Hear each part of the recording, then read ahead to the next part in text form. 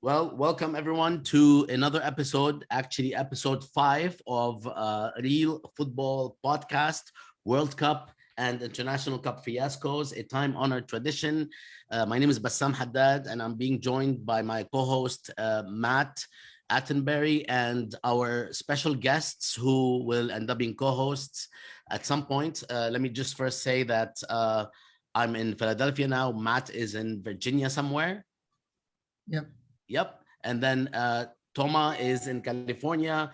Abdullah is in Doha, Qatar. Khalid is in Fairfax, Virginia. And Elie is in Brumana, Lebanon, without electricity. Welcome all to Football Podcast, Real Football Podcast, the one that you play with your feet, not your freaking hands, and you call it football. Travesty.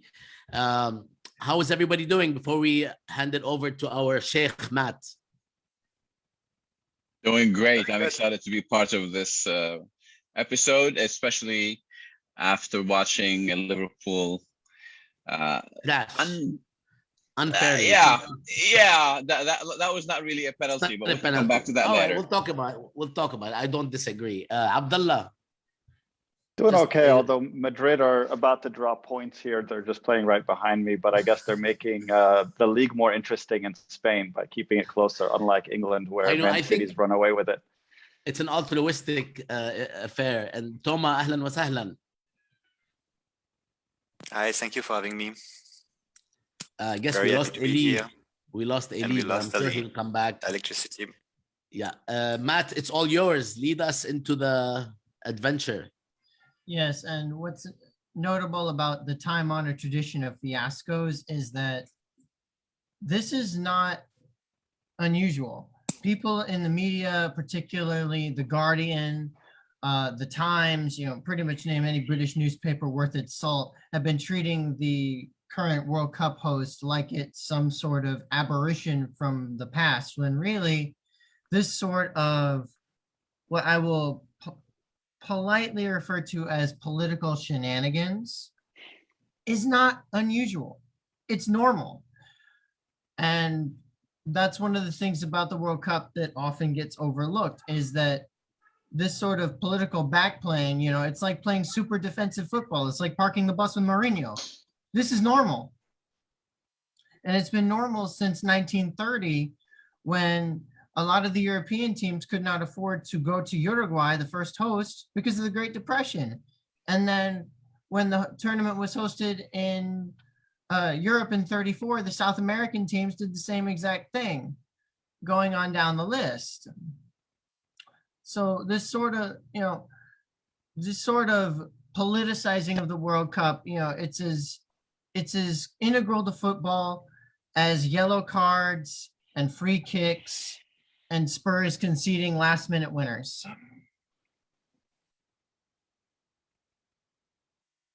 And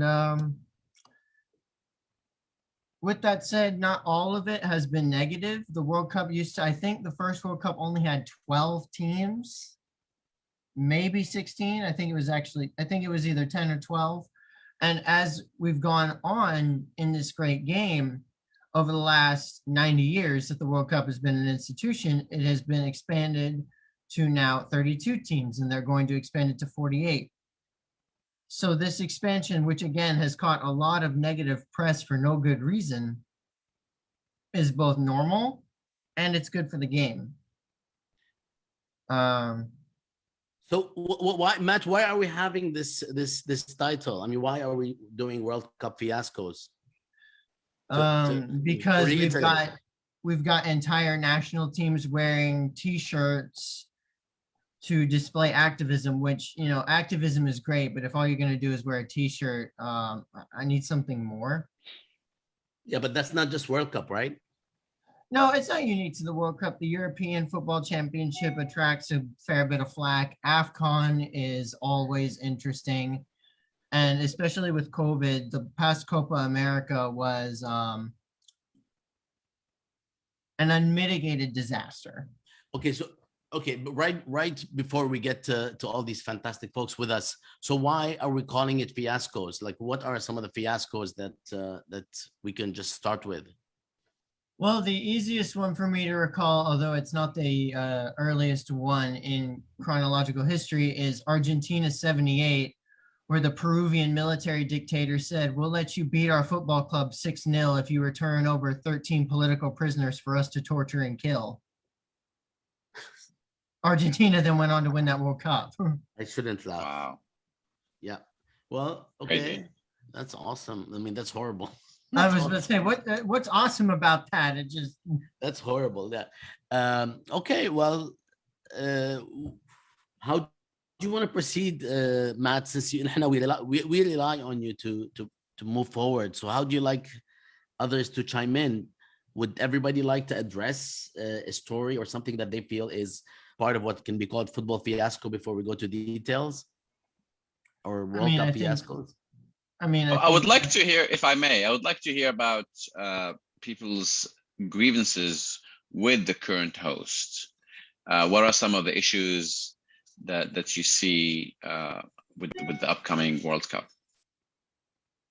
That's a great point. The biggest point that I've seen, and keep in mind, I'm consuming mostly British American media, The Guardian, and so forth. A lot of it is focused on labor practices with the construction of stadiums.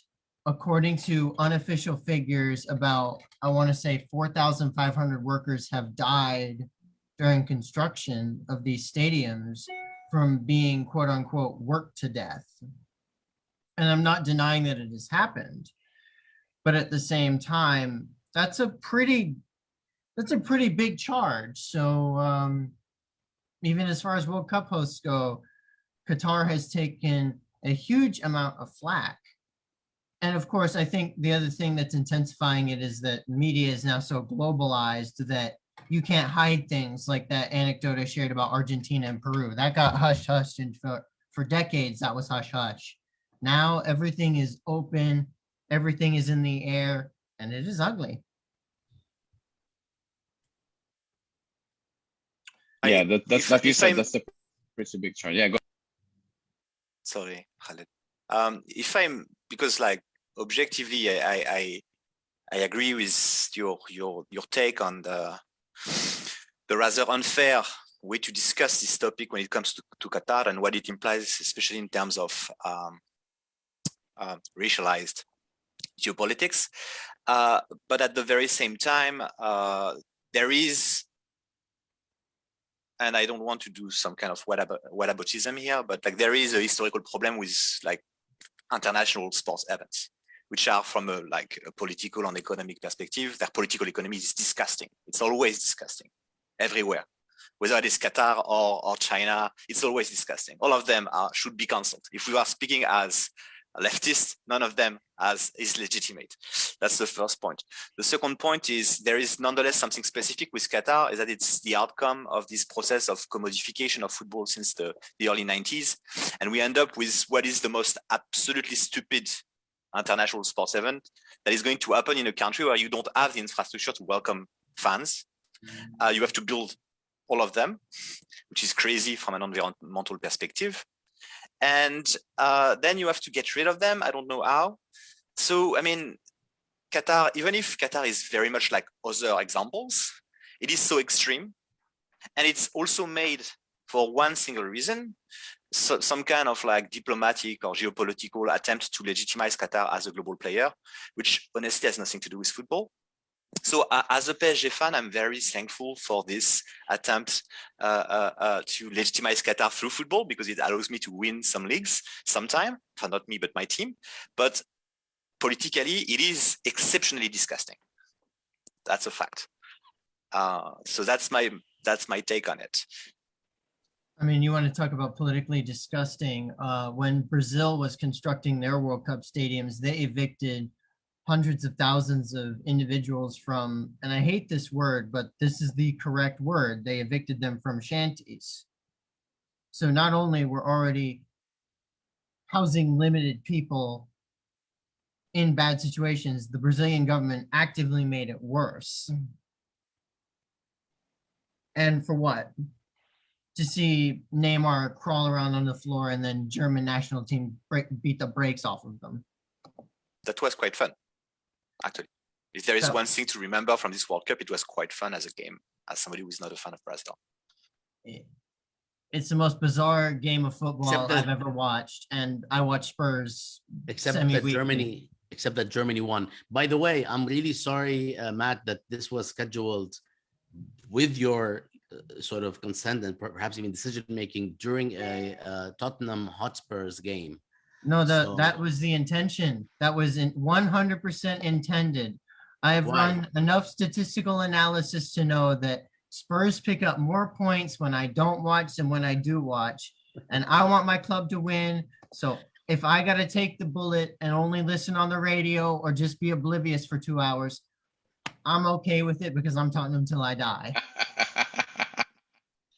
Right on. You know, on a side note, we should look at some point. We should look into superstition in football. There's a lot of funny little anecdotes from all over the world about teams doing just the weirdest things.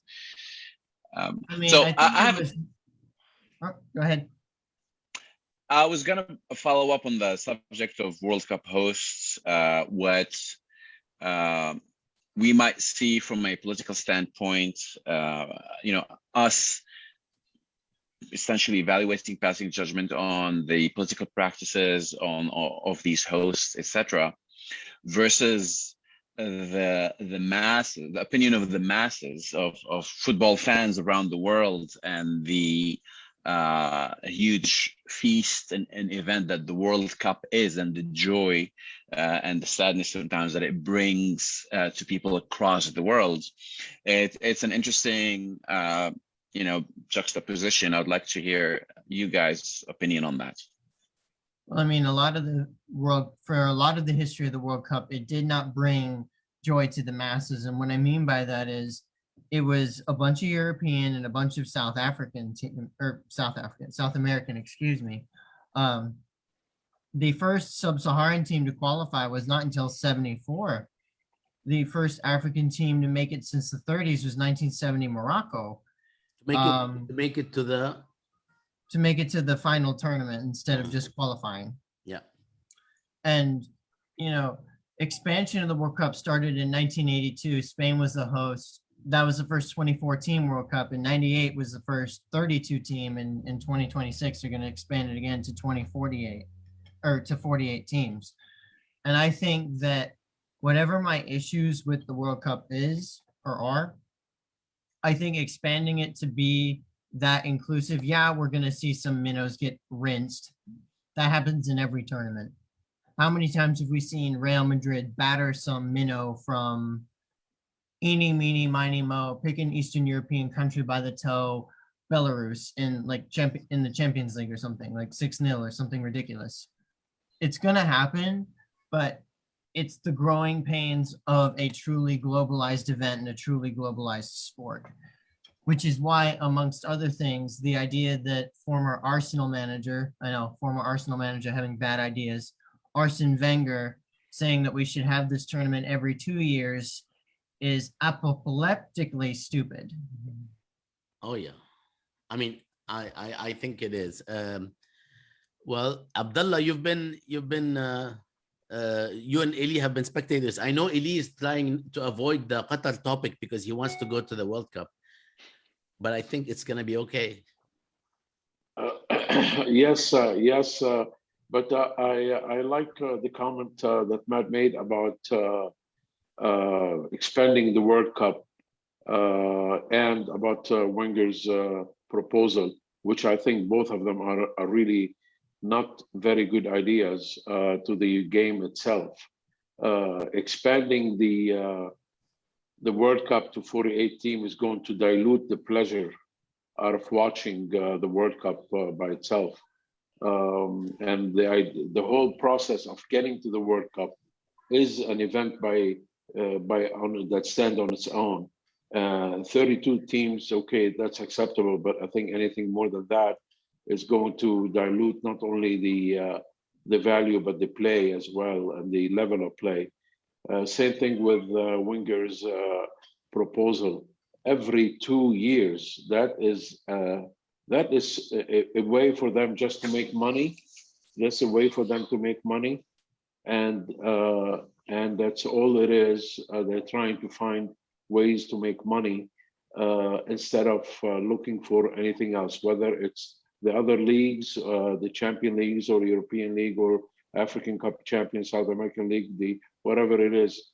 The whole proposal is strictly financial, nothing else. And I do not agree with it. I'm so glad so many people don't agree with it as well.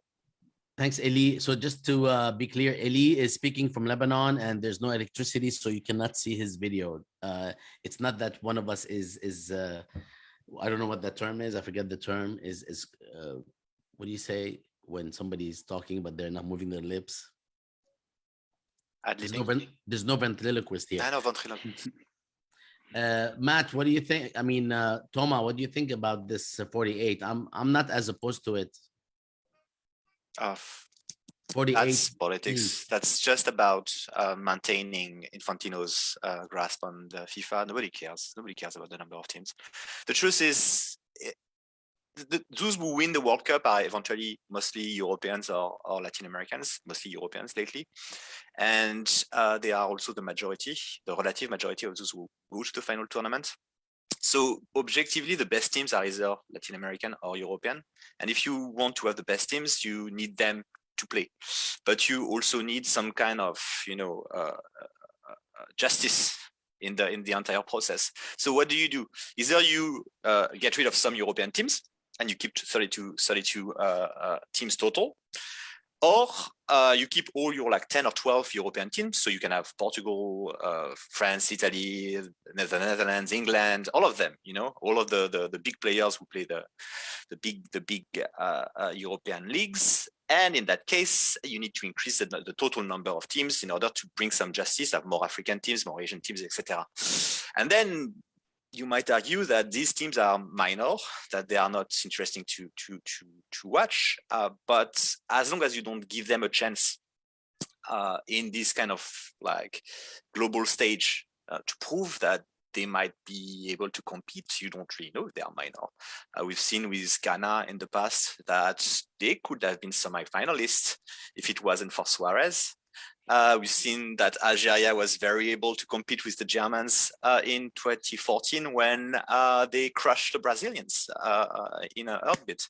So objectively, I think that having more African teams, more teams from Asia, Oceania, I don't really think it's the necessity, but Asia and Africa, yeah, it's a necessity. If we can just make sure that the Americans don't go to the World Cup, I think that's the most important thing. That's the one thing. Make sure that, yeah. Spoken like a true Frenchman. Spoken like a true Frenchman. Your true colors come out. Hey, Yeah. so I have a follow-up about the dilution.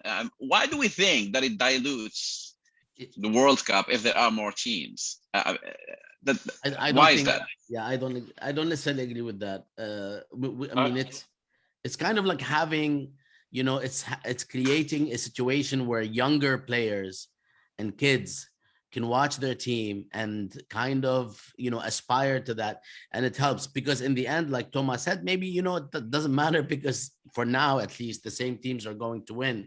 But let's get back to Elie in a second. Abdullah, what's your take on this? Yeah, I mean, I have a trivia question. What's the only team not to lose a match in the 2010 World Cup? Does anyone remember? Must be an It African. was New Zealand. They had 3 draws and they were out. So yeah, there's always a funny thing about competitive balance because you do end up having surprises. And even going back to Matt's original analogy, I mean, you had Real Madrid lose to a team called Sheriff in the Champions League this year, and then they lost to Shakhtar Donetsk last year. So there's always room for surprises. That's why we love the game. I think that's why we enjoy watching the matches, because you never know what's likely to happen. In the end, yes, you end up with probably the more powerful, the more talented teams end up going all the way. But there's a lot of interesting surprises and interesting storylines along the way.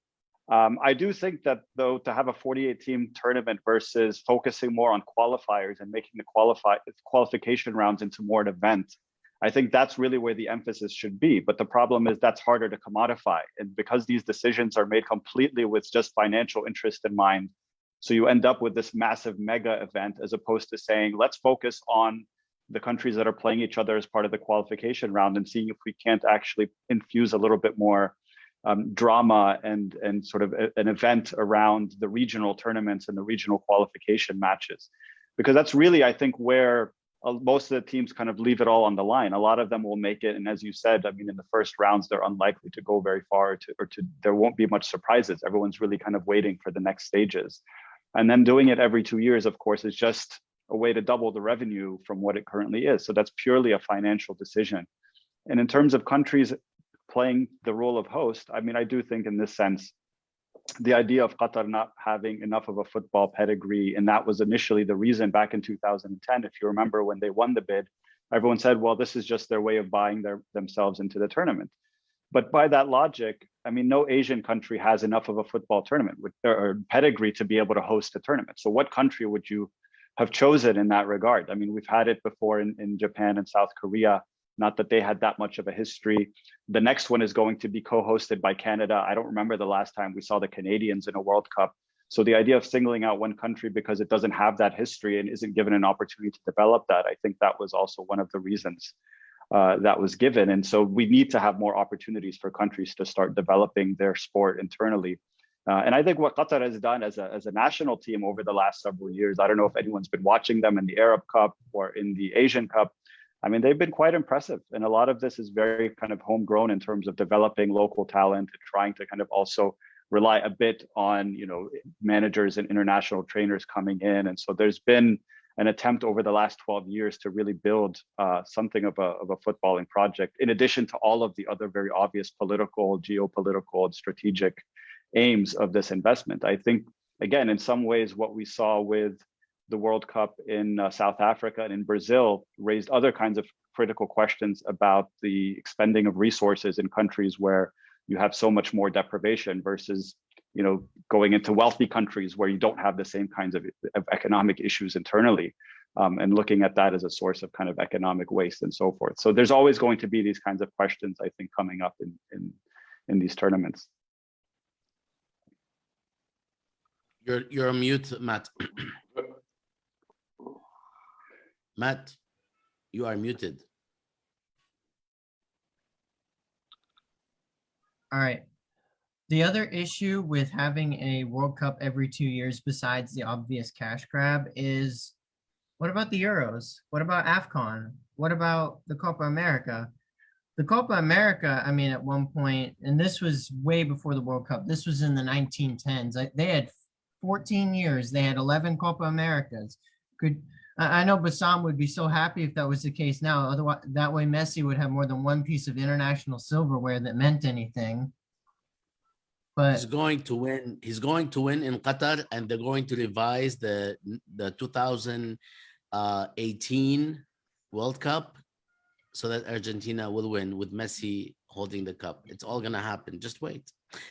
I know I keep saying this on our list. It's gonna happen. They're gonna revise it. what is it?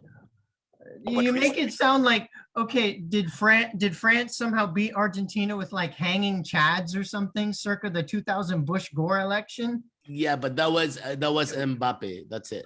No, it wasn't, because Argentina gave up 4 goals in that game. Okay, I know what it was. It was Argentina's coach. I mean, this person is truly special. He really shouldn't have been coaching Argentina. He's coaching Marseille right now. He's going very well, actually. Yeah, He decided to act rational for once, and it's working fairly well. They are second in the league as we speak. So maybe that's where he belongs, in the club. Yeah, he's a mystery. Can I ask you a question? Is there any potential that the 2-year idea might grow some legs? It doesn't sound very plausible to me. It's just something that Arsene dreamt up and woke up and started tweeting about, right? Right. Yes, most federations went against it, and they are definitely not into it for a lot of reasons. But if I may, I want to go back to the idea of 48 countries qualifying.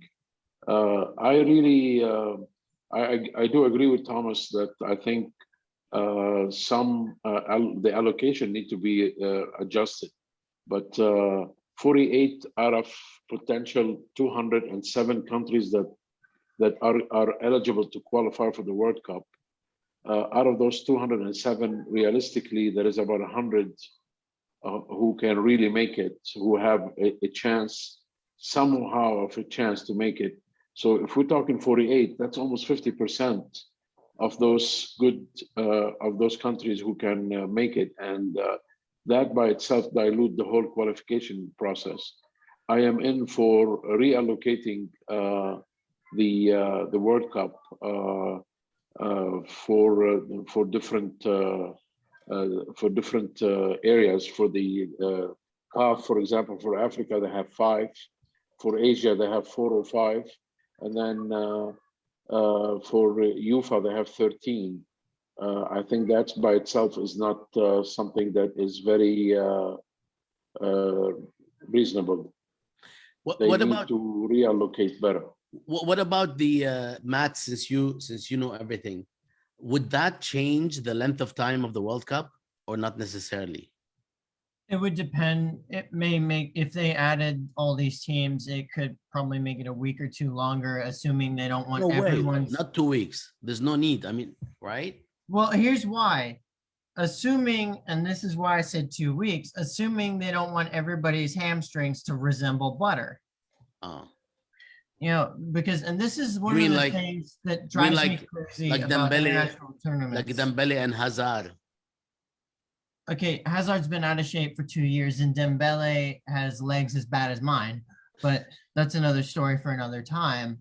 I think that's one of the other issues that I would potentially have with expansion, even though I'm generally for it, is who's monitoring the mileage on these players' legs? Because yes, it's fun to watch Messi rinse out some defender from France. I'm totally not thinking of Clement Longley. What would make you think I'm thinking of Clement Longley?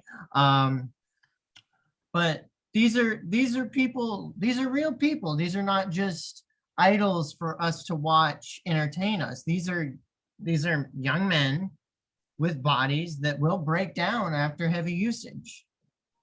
So that would really be the only thing that concerns me, is anyone taking extra precautions to make sure that players have enough recovery time?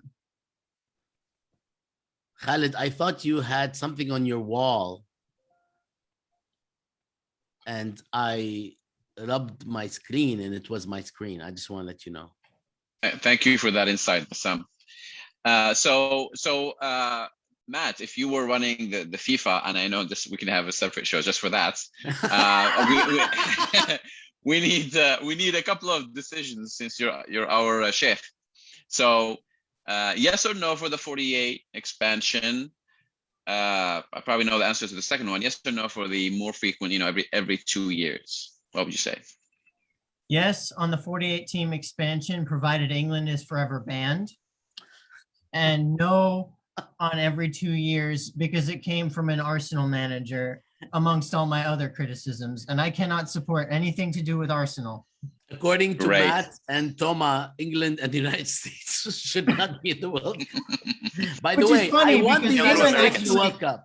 I want England them- actually didn't play in a World Cup until 1950 because they thought they were too good to play in the World Cup. And then they proceeded to lose 1-0 to Team USA of all teams in 1950, one of the most famous upsets in the history of the World Cup. By the way, those of us living in the States, which is, about 5 of us here, I mean, we should want the 4 of us. We should want the US to actually be in the World Cup because it's actually and has been, improving football in the United States, which is really important for us. I mean, I don't know if the fruits are visible yet and palpable, but it's happening. We have a few good players, and we're gonna do a show on US football, and we will have to invite Toma. I'm about to become an American citizen, so I Yeah, will so soon be have my careful. jersey and stuff. Be careful, just in case the immigration officer is watching this podcast. Too late, they have approved everything, so they can't change their mind at this point, regardless of what I think about their shitty American team. But I mean, I think that there is a question to ask in that case, if we're speaking about the Americans, is that it's their qualification zone is so unfair. Like it's basically Mexico and the US. So if we have to rethink everything, I want CONCACAF and CONMEBOL together. I want Latin America and North America in the same, and Central America in the same qualifying group. And this will be very interesting. And this will ensure that we never have the Americans in the World Cup. But that's something to think about if you want more fairness. Absolutely. This is one thing that I totally agree. Yeah. By the way, I don't know, Matt, correct me if I'm wrong. We lost Matt. He lost power, actually, even though he's in the US. He's back. He can hear us. Oh. But Matt, he can't. Yeah. Okay. Virginia is losing power like Lebanon. Who's your minister of power in Virginia? Okay, Matt, correct me if I'm wrong. Wasn't the 1994 World Cup in the US the first World Cup that actually turned a big profit? Sorry about that, gents. My apartment just had the same sort of power issues. As Lebanon. Oh, yes. Yes. So Elie was I don't think. Matt, I was saying, correct me if I'm wrong, wasn't the 1994 World Cup in the US was the first World Cup that actually turned a big profit? I think that sounds about right, because I know that these tournaments usually turn a deficit. But we also, in the United States, and this is one of the advantages of hosting these events in rich nations, whether it's fair or not, is that we already have stadiums. When the United States hosts in 2026, we don't need to build any new stadiums. We may end up building new stadiums because, I don't know, Jeff Bezos decides to purchase, I don't know, LA Galaxy or something, and decides that they need to have a levitating spaceship as a stadium, but it's not out of necessity, it's out of vanity. Decides to purchase California. I wish you would purchase Spurs, but you know.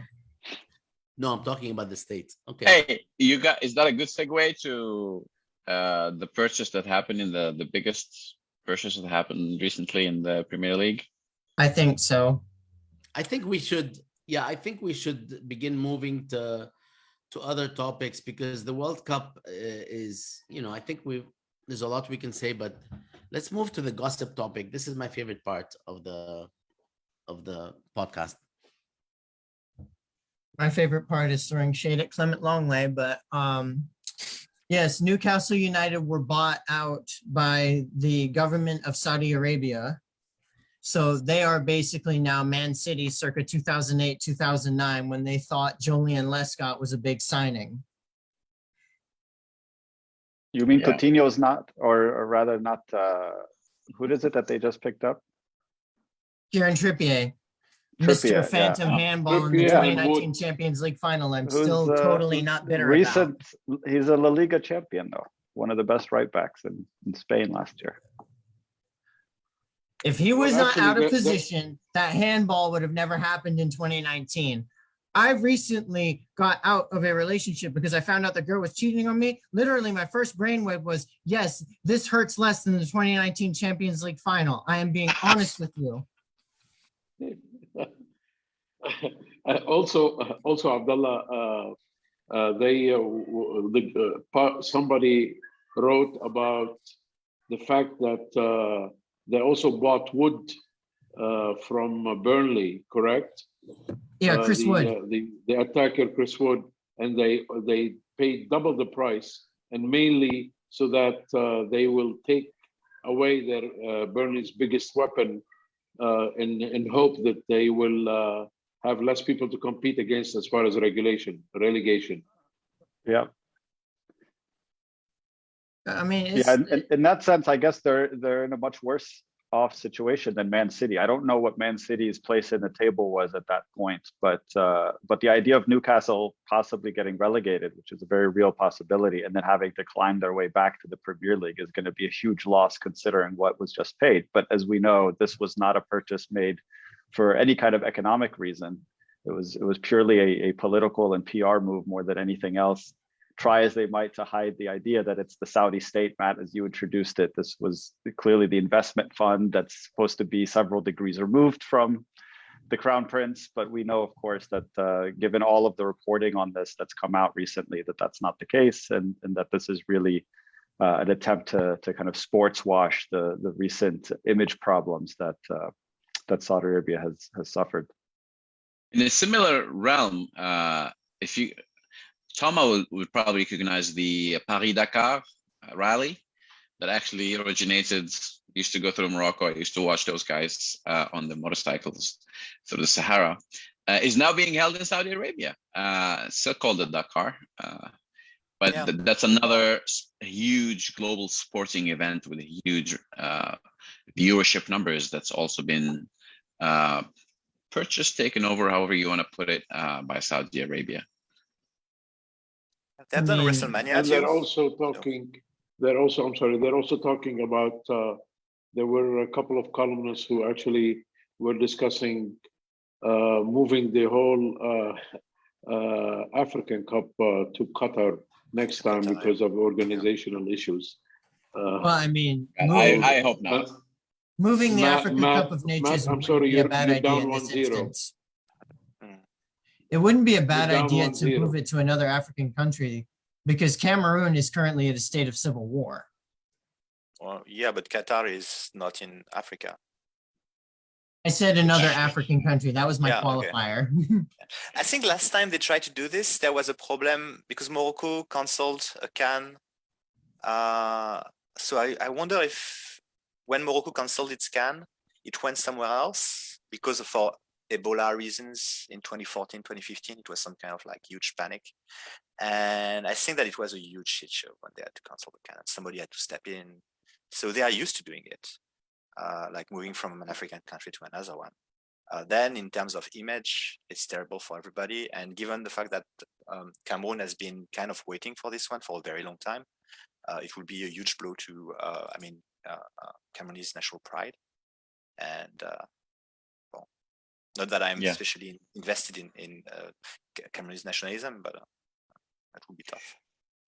I'm not sure if you guys have been watching some of the games or following the African Cup, but two things that were that kind of saddened me a little bit, being from Morocco, is number one, the pitches are still as bad. No, maybe that's a good thing. No, we'll come back to that. So that the quality of the pitches is still like shockingly bad. Also, the quality of the refereeing is very poor, very inconsistent, and there's no excuse for it. It's really shocking. Any comments on that? Didn't one of the games end 5 minutes early because the referee was having, and this man genuinely ended up in the hospital. Yeah, wasn't he having like a traumatic brain episode or something? So he blew the whistle 5 minutes early. He stroked. He ended up twice. First time about 10 minutes early, second time about a minute early. And but you know, I really like the fact that they are picking these referees who have been accused and brought up charges against them for bribery only 2 years after that event. Then they picked them to referee a game. I mean, this is absolutely ludicrous. Terrible. Couldn't the referee in that case, couldn't he have stopped the game and then went to the side and asked to switch with the fourth referee? I mean, why would he stop the game? I mean, that's not even a capacity issue. Correct. Yeah, Isn't there a fourth referee on the pitch? He was not acting rationally at this point because the solution was obvious and everybody knows the solution, but he was just not able to think. So he just like stopped everything. He just wanted to go back and sleep somewhere. Yeah, I think in that case, that referee maybe had the health excuse, but I'm talking about just poor decisions, poor game management. It's really bad. The other thing is, can you stop making fun of Africa, please? I am an African. I mean, I want us to do better. But how about the high-profile exit of Ghana and Algeria? That was surprising to me, especially Algeria. I mean, many times I've seen this pattern. Also happens with Morocco, although Morocco is still in the game, where these African teams have a lot of superstars that shine in Europe, but many times they really cannot gel as a team. They cannot perform at the same level as a team, or maybe they just don't care. You mean like PSG? Glad I wasn't the only one thinking it. Yeah, I mean, But you they- put Mbappe in any of these Go teams, ahead. and they will pass and they will win the cup. That's the main difference. Okay, You know, it's So conceit. I think it's conceit, Khalid. I was watching Algeria and I was looking at all these amazing individuals, although not all of them played. I think it's conceit more than anything, especially when they were down with, I think, was it Ivory Coast? And they went nuts and they played remarkably well. And you realize that if they played this way, before they had 2 goals scored against them, things would have actually been different. It's also partly management, but it's certainly partly conceit. And actually, Algeria was Algeria's playing exit better absolutely even. baffled me.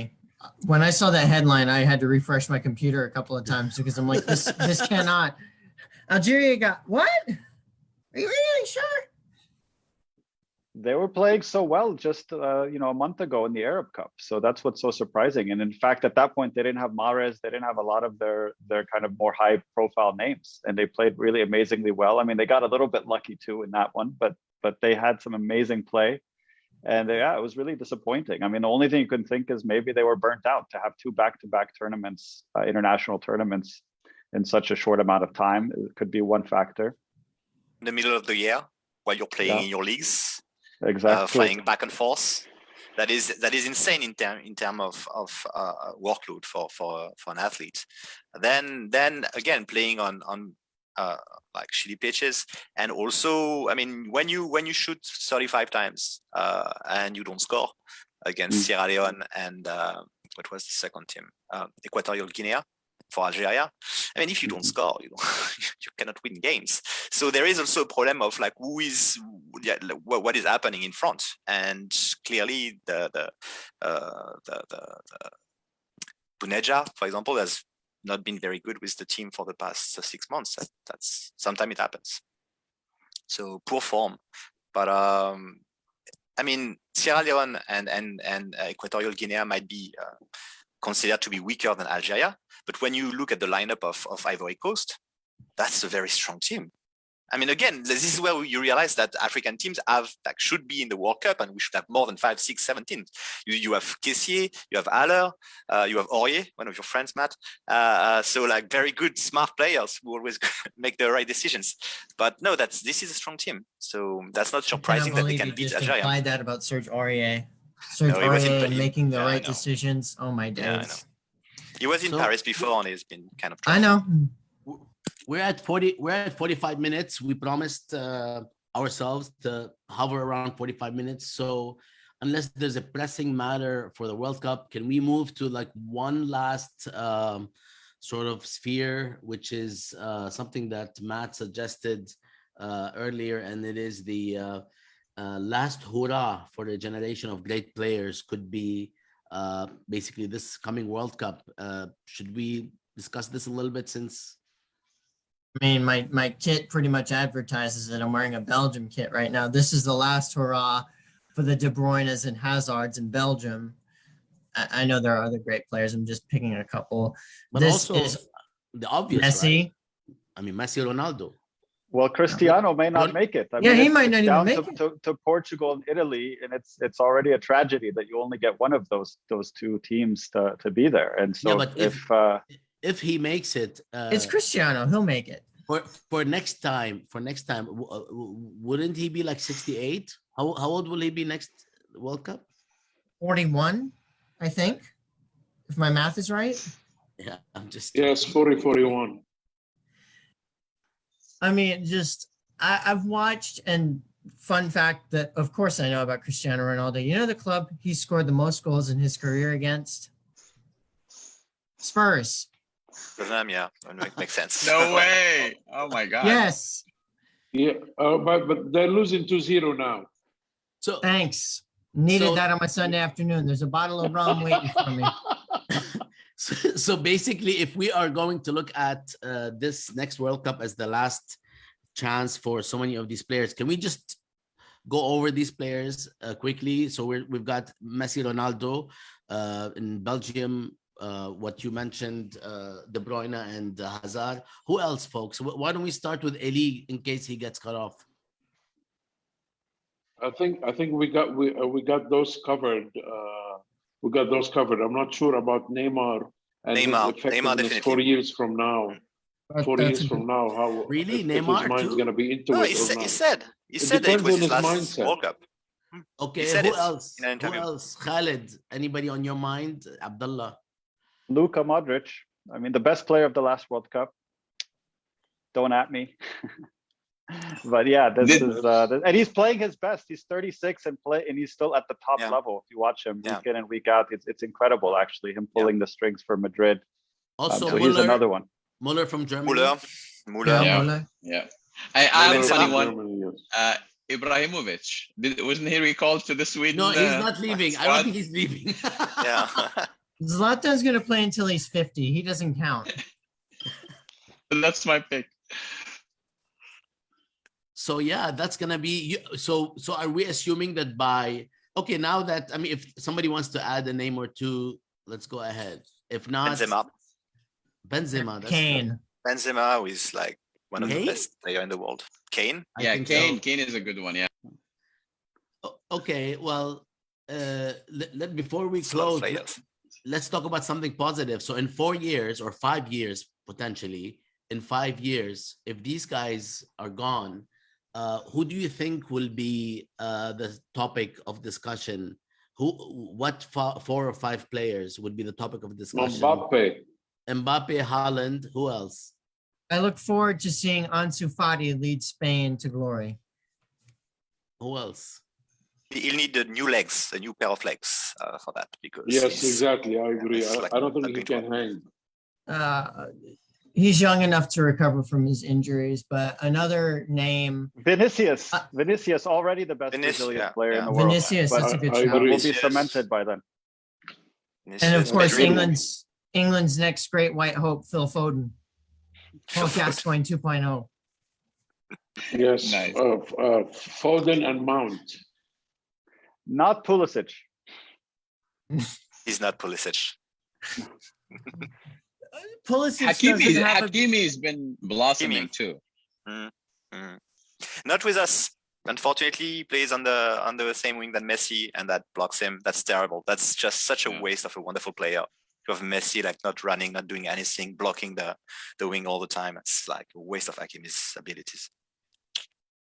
I know that this is a bit of an untraditional name in terms of star power at the next World Cup, but assuming Gareth Southgate gets the can of beans out of his brains, Trent Alexander-Arnold should be a centerpiece and a staple for the England team. He's the best. But that's assuming that a relegated Middlesbrough manager has tactical intelligence, which we all know he doesn't. I don't think it's going to happen because he doesn't like him and he prefers 2 other players ahead, and he has 2 other players slotted ahead of him. Walker starts ahead of Alexander-Arnold right now? Correct. Yeah. He has Walker and Trippier, both of them ahead of him. There's a reason that I just slated his intelligence. I feel like it's sacrilegious if we don't mention Zidane at every episode. So I have to ask, is Zidane going to PSG? Any information? Yeah. PSG next year for 2 years, two Champions Leagues, and then he moves to France so we can win our 3rd World Cup in a row. That's the plan. Very nice. So everything is going to go fairly smoothly for us. How about Jota? Is Jota on anybody's radar? Oh, he's excellent. I just wish he wouldn't score against us. Since he's Portuguese, I think that you say Jota. I think that's right. Bassam, come on. Jota. Diogo Jota. What about some of the really younger players that are emerging, like Pedri and others? Anybody on your mind that is now between 18 and 21? Barcelona is cooked for the foreseeable future. They're not going to make Europe. I like Gavi. Gavi is fantastic. Gavi, I think, has signed a contract where he has to get a yellow card at every game. That's the Verity style. It's good. So the Marwan Fellaini special. So to wrap up, are you all excited about this new generation as a whole. I mean, I am excited that there are many really awesome and competent players, but are we missing like a Messi type of star or Star. Ronaldo type of star? You don't know because they haven't played enough games. Okay, all right. So you think Mbappe and so on will rise to that level? That's good. That's encouraging. Someone's going to take their mantle because Father Time is undefeated. In relative or absolute terms? Relative. No one's going to score 800 goals like Ronaldo again and be a fitness freak and do all that weird stuff he does with his shirt. Mbappe has the potential to be a freak. He is a robot. And when you see the way in which he interacts with Messi and Neymar in the team right now, there is one boss, and he's 22-year-old. No, that's really very impressive. Well, Messi's never had boss or bus? Big voice. Boss, yes. No, boss. No, boss as in, you mean bus as in bus. So you mean boss. So you think he is actually the person the one and only boss. Shots? Yeah. Interesting. Yeah. Okay. That's the only reason he might stay another year. Is that finally there is no discussion anymore. He's the one calling the shot. So you think he's gonna stay at PSG? 40 million a year. Zidane as a coach. Does anyone else think he's staying at PSG in this panel? I see him coming to Madrid. I think it's a done deal. Perez it would is make very sense. confident. So do I. I really think depending if on the situation with Aaron Haaland, if Madrid's gonna go for Aaron Haaland, I don't think Mbappe is gonna go. He wants That's to be another complete freak of nature. Yes, exactly, and I'm hoping he will stay at PSG. So what will happen to people like, in terms of our previous question, to people like Lewandowski and Salah, because they play, and Haaland, because they play at sort of less powerful teams, country teams? I mean, how will they affect the next World Cup? Poland always disappoints at the World Cup. Lewandowski, whenever he shows up for Poland, I've seen this at the last 3-4 international tournaments in a row, his shooting boots turn into my Adidas, which is to say he's completely ineffective. I've never seen such an elite player get so little during the big events as Lewandowski. It's not like Salah. He's not getting service. Yeah, he doesn't have Thomas Muller passing to him, but if you're a world-class number 9, his performances at the last 2 World Cups, the last European Championships, utter crap. There's no other word for it. All right. And Poland is but like, let's say something, like mention something that is very sad, is that for the World Cup qualifier playoffs, there is a Senegal-Egypt happening. So it's either Sadio Mane or Salah. And that's kind of sad because these are 2 wonderful players. I would go for Senegal, but it's nonetheless. Yeah, Egypt. Sad. I don't know what Egypt has been doing in this African Cup recently, but because we're getting to 12:55 and we really need to, basically exit before the hour. Are there any last words? Because if there aren't, and I'll stop after I say what I'll say right now. If there aren't any last words, maybe Matt can tell us what is the topic for the next podcast in March, because we're going to do one every 2 months. And we're going to add some bells and whistles and some goodies. So any other final words before Matt tells us what the next, because we're really excited about the next topic. Him and I came up with it while I was washing dishes and I don't know what he was doing. And then it really dawned on us. Okay, Matt, nobody wants to say something. Go ahead. Right. I just wanted to make sure. So our next topic is, we've talked about these international cups. Now it's time to talk about club cups. The Copa del Reys, the Champions Leagues, FA Cups, and of course, my least favorite of all, the Carabao Energy Drink Cup, and why it's stupid. Basically, not the Champions League and Europa League as much, but these other cups that are taking place. We just want to learn more and know more about them. You said there's something about the FA Cup, which actually spurred my interest in actually having this episode. Something about... Yeah, the FA Cup's the oldest continuously held football trophy in the world. It started in 1871-72. Yeah, that's pretty cool. Yep, nice. I didn't know that. Okay, so we will do that soon. I would like to thank Matt, of course, for being our connoisseur par excellence, as well as Toma and Abdullah, Khalid, Elie, and thank you all so much. We will be doing these more. We will produce it a little bit more so that it's more watchable, and there's a lot to talk about, and I think what's coming is going to be quite interesting also politically. So thank you all for joining this 5th episode of Real Football Podcast on World Cup and international what do we call it, international Fiascos. Cup fiascos. And yeah, have a wonderful day, everybody. Thank you all so much. Thank you, guys. Go Liverpool. Thank you, guys. Oh yeah. Bye. Bye. Bye. I totally didn't just attempt to flip off the Liverpool badge.